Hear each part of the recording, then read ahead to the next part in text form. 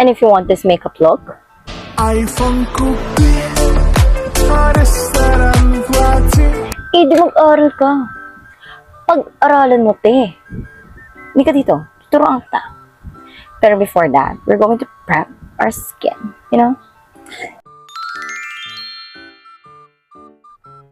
Bogs. O, diba? Ang galing niya. Wala siyang mic. Hindi naka-on. Pero naka-prep na tayo ng skin and ready to go na. So, ang first kong ginagawa is nilalagyan ko ng white powder yung under eye ko, and that's how I set everything and brightens up my under eyes para mas makita yung ganda ko.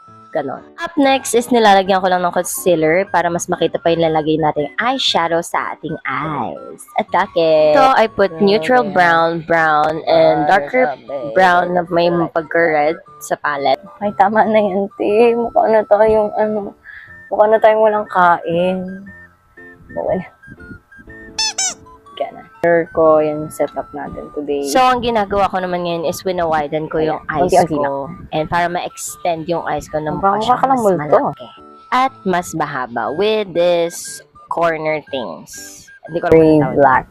Tapos, dinagdagan ko lang siya ng gray sa aking palette. Para mas bold ang eyes natin. Yan.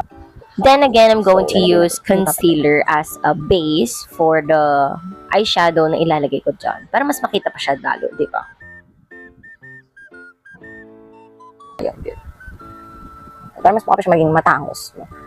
Ginagawa ko siyang triangle. So parang tuk-tuk. Kikita niyo ba? May shape siyang triangle. Diba? Ganyan yung ginagawa. Binubuo ko siya. Hindi lang siya dito. Dapat pati yung body niya dito.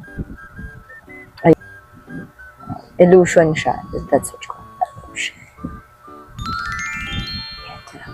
So, ayan. Yung tipong wala pa man. Parang galit na galit ka. That's what you called? Isa pa. Illusion. Very good. Yeah. Comment ng nanay ko sa makeup look na to. Mukha daw akong Gusto ko pusa. dito. Meow. Bet you feels Meow. ko dito. Ayan. Oh, diba? Ayan. 狗在一起的狗在一起，牛在前的狗在，讲在一起的人在一起的，在吃下的小小。 Wala tayo na. Ganyan tayo.